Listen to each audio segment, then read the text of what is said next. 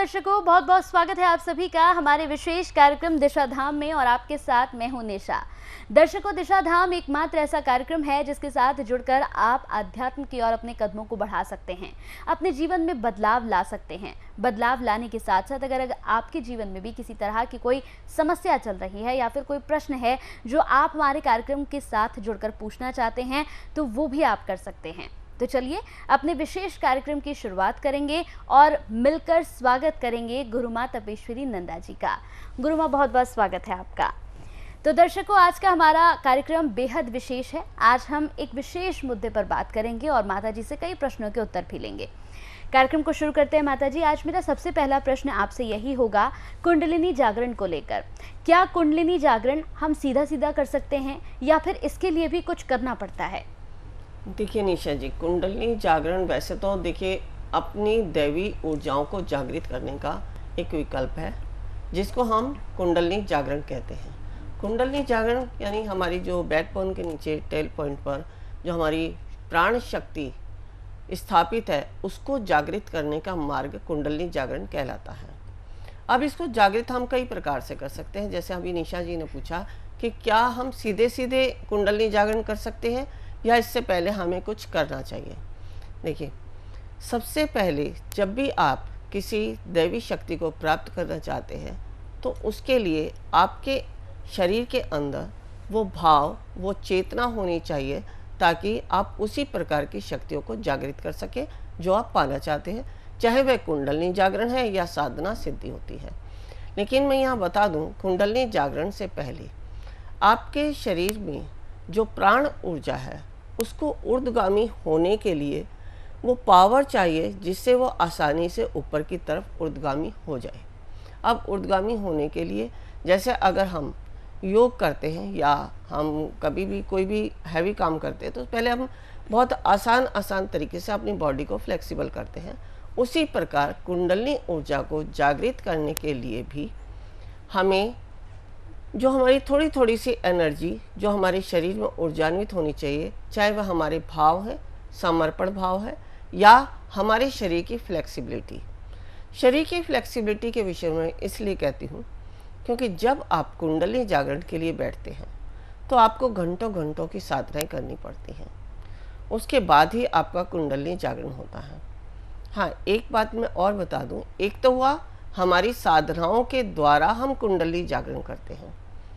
दूसरा होता है कुंडली जागरण जो है कई प्रकार से हो जाता है, लेकिन कई लोगों का इस प्रकार भी होता है कि उन्हें पता भी नहीं चलता कि उनका कुंडलिनी जागरण हुआ है या नहीं, लेकिन हो जाता है।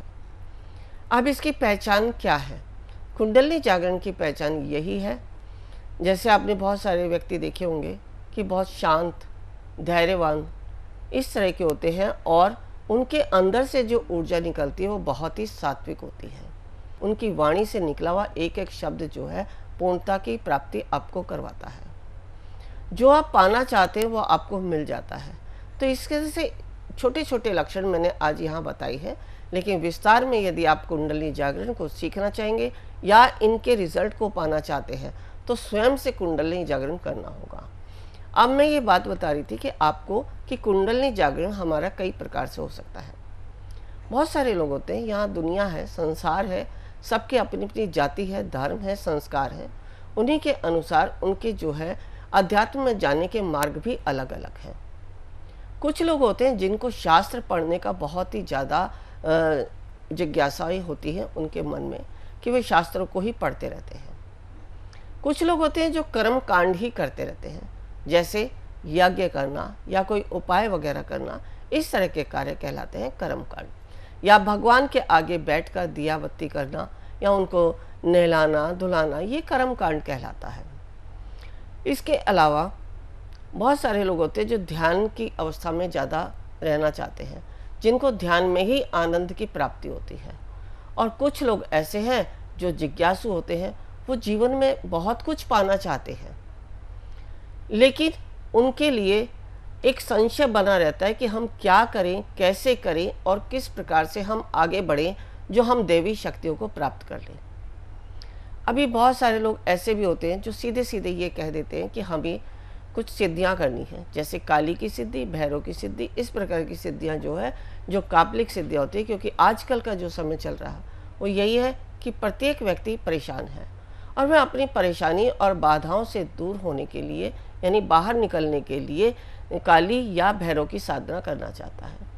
ठीक है, आप काली और भैरव की साधना अवश्य करें, लेकिन जब तक आपका कुंडली जागरण नहीं हुआ है तब तक ये सिद्धियां हो ही नहीं सकती। क्योंकि कुंडली जागरण, जैसा मैंने अभी पहले बताया कि कुंडली जागरण जो हमारी मूलाधार पे, जो बैकबोन के टेल पॉइंट पे जो कुंडली शक्ति है, जो प्राण ऊर्जा है, जब तक वही जागृत नहीं होगी, पूरे नस नाड़ियों में उसकी ऊर्जा ऊर्जान्वित नहीं होगी, तब तक आप किसी भी दैवी शक्ति को प्राप्त नहीं कर सकते। तो इसलिए कुंडली जागरण बहुत ही आवश्यक है। अब कुंडली जागरण हमारी निशा जी ने बात की थी, क्या हम सीधे सीधे कर सकते हैं? नहीं।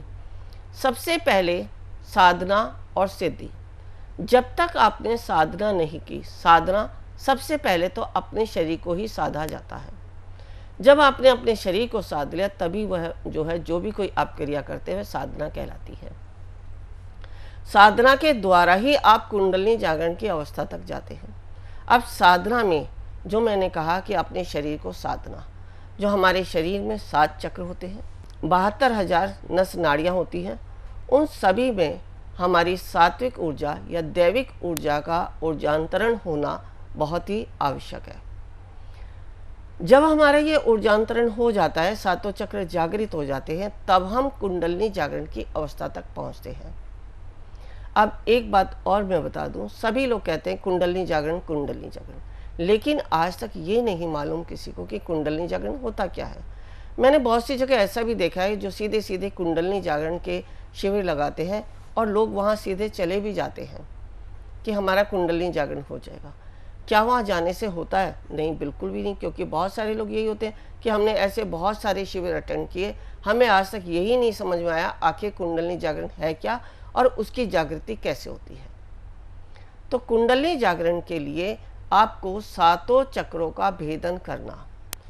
सातों चक्रों का जब भेदन हो जाता है, उसके बाद जो आपकी 72,000 नस नाड़ियों में ऊर्जा ऊर्जांतरित होती है, उससे आपका नाड़ी शोधन होता है। जब आपका नाड़ी शोधन हो जाता है तब आप कुंडलिनी जागरण की अवस्था तक पहुंचते हैं। अब कुंडलिनी जागरण का मतलब क्या है? कुंडलिनी जागरण, जैसे हमें पता है कि दूध के अंदर मक्खन है और मक्खन में घी निकलता है, लेकिन वो कैसे होगा? जब हम दूध को पूर्ण रूप से दही का रूप देते हैं और दही को फिर बिलोते हैं तो उसमें से मक्खन निकलता है। मक्खन को जब बिलोते हैं तो घी की उत्पत्ति होती है, यानी हमें घी प्राप्त होता है। इसी प्रकार हमने पहले ध्यान साधना, सबसे पहले तो हम गुरु की दीक्षा लेते हैं। जब हम गुरु की दीक्षा ले लेते हैं तो गुरु की ऊर्जा हमारे शरीर में कुंडलिनी शक्ति पर स्थापित हो जाती है। जैसे ही आप कुंडलिनी जागरण के लिए बैठते हैं तो आपके अंदर जो गुरु की ऊर्जा है, वह अगर आपकी कोई भी एनर्जी गलत डायरेक्शन में जा रही है तो गुरु आपको, चाहे आपके पास है या दूर है, आपकी ऊर्जा को गलत डायरेक्शन में जाने से रोकता है। गलत डायरेक्शन में जाने से कैसे रोकता है? वो आपको स्वयं से ही गाइड करता है। कभी गुरु स्वयं नहीं आता, मतलब आपकी अंतर चेतना में गुरु के शब्द अपने आप प्रकट होते हैं और आप स्वयं से ही उस ऊर्जा को सही करने का मार्ग स्वतः ही खोज लेते हैं। आज ये, जैसे मैं कुंडलिनी जागरण की बात बताती हूँ, ऐसे ही कुछ लोग होते हैं जैसे लक्ष्मी साधना करते हैं, तो क्या लक्ष्मी जी स्वयं चल के आती है? नहीं। जब हम लक्ष्मी की साधना करते हैं तो हमारे स्वतः ही अंदर से ऐसी ऊर्जाएं ऊर्जांतरित होती हैं या ऐसे भाव हमारे अंदर आते हैं या ब्रेन में ऐसे डिसीजन आते हैं कि हम धन लक्ष्मी कमाने के मार्ग स्वयं से ही खोज लेते हैं। या जो हमारे शरीर से तरंगें निकल रही हैं, उसी के द्वारा हमसे धन से संबंधित लोग अपने आप जुड़ते चले जाते हैं, जहाँ से हमें धन की प्राप्ति होनी है।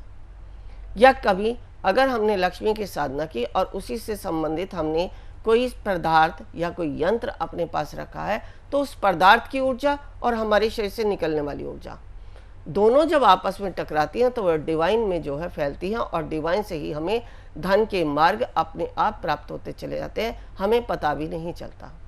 ऐसे बहुत सारे विकल्प हैं जो मैं लोगों को देती हूँ, उसके द्वारा लोगों को प्राप्त भी होता है। ये नहीं पता लगता कि कब और कैसे उनके पास धन की प्राप्ति हो रही है। तो कहने का तात्पर्य ये है कि कुंडलिनी जागरण में जब हमारे अंदर से जो देवी शक्तियाँ उत्पन्न होती हैं, वही हमारी जो है देवी शक्तियों को प्राप्त कराती हैं, चाहे वह काली की सिद्धि है या भैरव की सिद्धि है या और भी कोई सिद्धि जो भी कोई आप करना चाहते हैं। जो हनुमान के भक्त होते हैं वह हनुमान की सिद्धि करना चाहते हैं, जो माता के भक्त हैं वह माता की सिद्धि करना चाहते हैं, जो लक्ष्मी के भक्त हैं वो लक्ष्मी की करना चाहते हैं। ऐसी बहुत सारी सिद्धियां हैं। अगर मैं सिद्धियों की बात करूं तो बहुत सारी सिद्धियां हैं, यहाँ पर उनका विस्तार से वर्णन नहीं किया जा सकता। कुछ सिद्धियां होती है जो लोग सामान्यतः बात करते हैं, तो मैं उन्हीं के विषय में आप सभी को बताती रहती हूँ।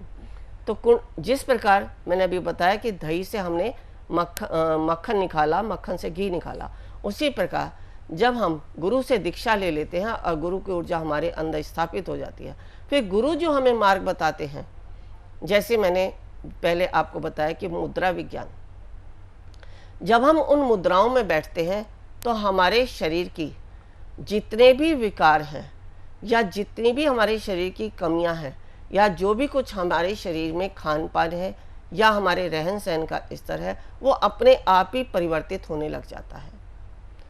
कुछ चीज़ें होती हैं जो हमारे संकल्प से पूर्ण होती है, हमें यहाँ संकल्प कुछ नहीं करना, लेकिन जब आप इन मुद्राओं में बैठ जाते हैं तो आपके अंदर स्वतः ही परिवर्तन होना शुरू हो जाता है। जो लोग ये कहते हैं कि हम तो जो है नॉनवेज या अंडे के बिना रह ही नहीं सकते, वो भी जो है अपने आप परिवर्तित होता है। यानी हमारा शरीर जो हमारे अध्यात्म में हमें चाहिए उसी पर निर्भर रहता है, इसके अलावा कुछ भी नहीं मांगता। आंतरिक जो हमारी चेतना जागृत हो जाती है, उस आंतरिक चेतना में अपने आप से ही स्वतः ही परिवर्तन होने लग जाता है।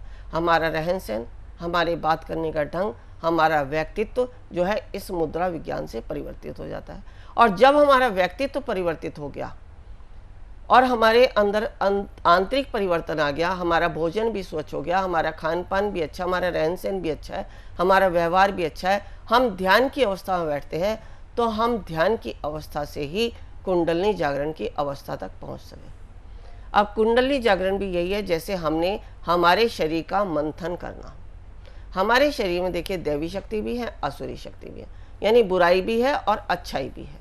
जब हम उनका मंथन करते हैं तो बुराइयां दूर हो जाती हैं और अच्छाइयां हमारे अंदर प्रकट होने लगती हैं। अब इसके साथ में बता दूं कि बहुत सारे व्यक्ति ऐसे होते हैं जिनका शरीर साथ नहीं देता। शरीर साथ देता है लेकिन मन कंट्रोल में नहीं होता। अब मन को कंट्रोल करने के लिए, शरीर को साथ देने के लिए हमें ध्यान करना बहुत ही ज़रूरी है। अब ध्यान में भी बहुत सारी क्रियाएं होती हैं और ध्यान करते समय भी हमें बहुत सारी बातों का ध्यान रखना पड़ता। अब ध्यान शब्द ही एक ऐसा शब्द है जिसको हम हर समय दोहराते हैं। पढ़ रहे हैं तो भी ध्यान से पढ़ो, चल रहे हैं तो ध्यान से चलो, खा रहे हैं तो ध्यान से खाओ, कुछ भी काम हम करते हैं तो ध्यान से। यानी अगर हम ध्यान से परमात्मा का ध्यान लगाते हैं तो हमें वो सब प्राप्त होता है जो हम जीवन में पाना चाहते हैं देवी शक्तियों को लेकर। अब मैं यहाँ एक बात और बता दूं, क्योंकि देखिए सभी का मार्ग अलग है, जाति अलग है, धर्म अलग है। मैंने पहले भी बताया है कि सब अपने अपने हिसाब से कोई शास्त्रों को पढ़ता है। हाँ, शास्त्रों को जो लोग पढ़ते हैं, अगर उनके भाव, जैसे कोई अगर योग वशिष्ठ रामायण को पढ़ता है या सुख सागर भागवत को पढ़ता है, उसका इंटरेस्ट इसी में है, ज़्यादातर वो इसी को पढ़ते हैं या गीता को पढ़ते हैं, तो उनका इस गीता को पढ़ते पढ़ते या भागवत को पढ़ते पढ़ते या योग वशिष्ठ रामायण को पढ़ते पढ़ते भी कुंडलिनी जागरण हो जाता है। अब कुंडलिनी जागरण होने का मैंने बताया है पहले कि कुछ लोग होते हैं जिनको स्वयं से अनुभूति होती है कि हमारा कुंडलिनी जागरण हुआ है और किसी को नहीं होती। लेकिन जब वह किसी गुरु के सामने जाते हैं, लेकिन गुरु भी इस तरह से होने चाहिए कि उनको पता लगे कि इस व्यक्ति का कुंडलिनी जागरण हुआ है या नहीं हुआ है। क्योंकि जो गुरु होते हैं वे सामने वाले को देखते ही समझ जाते हैं कि इसकी अवस्था कहाँ तक की है, इसने जो अध्यात्म की यात्रा की वो कहाँ तक की है और ये कहाँ तक जा सकता है। तो ये सारा ज्ञान आपको गुरु के पास जब आप पहुँचते हैं तो ही प्राप्त होता है, अन्यथा आपको यही नहीं मालूम होता कि आपका कुंडलिनी जागरण हुआ है या नहीं हुआ है। मेरे पास एक लड़की आती हैं, उम्र तो है कोई 32-34 साल की, लेकिन उसका कुंडली जागरण है और उसको ये नहीं मालूम कि मेरा हुआ है या नहीं। क्योंकि जब वह मेरे पास आई थी, देखिए मैं यहाँ ये बात कहना चाहूँगी कि हमारी जो दशा है, ये नहीं पता हमें कब हमारी दशा खराब होती है, लेकिन जब दशा खराब होती है तो हमारे अच्छाई की तरफ लेके जाती है। तो जो लड़की है, मैंने उसको जब देखा तो वह पूर्व जन्म से ही इतनी आध्यात्मिक थी। वो इस जन्म में आकर भी जो है बहुत जगह, कहीं उसने हीलिंग कोर्स सीखे, कहीं कुछ सीखने जाती है, कहीं कुछ सीखने जाती है, लेकिन एक बार वो ऐसे गुरु से मिल गई, ऐसे पंडित से मिल गई कि जहाँ उसने उसकी सारी एनर्जी को ब्लॉक कर दिया और वह ऐसी विकृत अवस्था में हो गई कि उसको कुछ भी नहीं पता कि उसे जीवन में आगे करना क्या है। नहीं, अगर आप उस लड़की को देखते तो ऐसा लगता कि जैसे अभी कहीं से जो है, कहीं, मैं कहना नहीं चाहती, जैसे होता ना एक पागल व्यक्ति, पागल अवस्था में वो मेरे पास आई थी। कि जब मैंने उन्हें देखा और उसको, उसकी जो एनर्जी जो ब्लॉक हो गई थी, धीरे धीरे उसको खोलना शुरू किया और बस मैं उसको यही कहती रही कि तुम स्वयं से ही अपनी शक्तियों को जानोगे। और उसने वो मेरी बात को मानकर वो मेरे मार्ग पर चलती रही और आज वह स्वयं से इतनी सक्षम है कि वो सभी अपनी प्रॉब्लम्स को खुद स्वयं से सॉल्व करती है। लेकिन हाँ, कभी कभी जब मेरी याद आती है, क्योंकि कहते ना कि जिसने हमें सही मार्ग दिखाया उसे हम कभी भूल नहीं पाते, तो याद आती है, वो ज़रूर आती है, चाहे उसे हीलिंग की आवश्यकता है या नहीं, फिर भी वो मुझसे हीलिंग लेने की कोशिश करती है। मैंने उनको कई बार कहा कि अब तुम ठीक हो, अब तुम स्वयं से ही अपना उपचार कर सकते हो, समय वेस्ट ना करो, अपनी एनर्जी को अब आगे अपने आध्यात्मिक मार्ग में डेवलप करने के लिए लगाओ, या जो आप काम कर रहे हो, जैसे आप अर्निंग सोर्स के लिए जो भी कोई काम कर रहे हो, आप उसमें अपनी एनर्जी लगाओ, आप अपने काम को बढ़ाओ, आगे बढ़ो। अब इन सब को छोड़कर आप अपने मार्ग को सुगमता से आगे सरलता से चलाते चले जाओ। तो कहने का तात्पर्य यही है कि कुंडली जागरण से हम बहुत कुछ जीवन में कर सकते हैं। कुंडली जागरण का मतलब यह है कि अपनी शक्तियों को जागृत करना। समय का अभाव है, इस विषय में हम फिर से आगे चर्चा करेंगे, क्योंकि एक विषय पर ये नहीं है कि हम एक ही बार बोल दें। मेरे अनेक एपिसोड होते हैं जिनमें मैं समय समय पर थोड़ा थोड़ा ज्ञान आपको एक ही विषय में देती रहती हूँ, और शायद यही आशा करती हूँ कि आप इस ज्ञान को प्राप्त करके अपने जीवन में आगे बढ़ते चलें। तो बिल्कुल दर्शकों, ज्ञान को प्राप्त करके अपने जीवन में आगे बढ़ सके और साथ ही साथ आप अपने जीवन में बदलाव भी कर सकते हैं। लगातार यहाँ पर गुरु माँ हमारे साथ जुड़ती हैं और साथ ही साथ यहाँ पर आपको तमाम ज्ञान की बातें बताती हैं, और पूरा प्रयास यहाँ पर गुरु माँ की ओर से रहता है कि आप उनके द्वारा इस ज्ञान को प्राप्त करें और अपने जीवन में बदलाव लेकर आएँ। तो चलिए, वक्त हो चला है आपसे विदा लेने का। बहुत बहुत शुक्रिया गुरु माँ, आप जुड़िए, आपने बातचीत की, बेहद शुक्रिया आपका। नमस्कार। ऋषिकेश में जो हम शिविर कराने जा रहे हैं, हमारा उद्देश्य है कुंडली जागरण। कुंडली जागरण के लिए आवश्यक है ओम को सिद्ध करना, नागपाश खोलना, विचारों से शून्य होना, समर्पण भाव आना, शरीर में बैठने की क्षमता होना, तभी आप प्राप्त कर सकते हैं कुंडली शक्ति को। यदि आप भी चाहते हैं कुंडली शक्ति को पाना, तो अवश्य आए हमारे इस शिविर में। गुरु माँ तपेश्वरी जी बढ़ाए एक कदम अध्यात्म की ओर और पाएं स्वस्थ शरीर, संपन्नता व एकाग्रता। गुरु माँ के द्वारा 108 प्रकार की दीक्षाएं प्रदान की जाती हैं, जिन्हें लेकर आप अपने जीवन को सुखों से भर सकते हैं। आप गुरु माँ से ध्यान व उपचार पद्धतियां सीख सकते हैं, जैसे मुद्रा विज्ञान, साधना से सिद्धियों की ओर, तत्व ज्ञान, लामा फेरा, तनाव, डिप्रेशन, पागलपन, नजर दोष, टोने टोटके में अत्यंत प्रभावी, योग माया, रोगी को रोग मुक्त करना, हुंकार विद हलीम बौद्धिक, विकास एवं लक्ष्य प्राप्ति हेतु, टिंटी सर्कल, एकाग्रता बढ़ाने के लिए। हमारा पता है गुरु माँ तपेश्वरी जी आश्रम, Dishadham, near Delhi Singhu border, pin code 131028।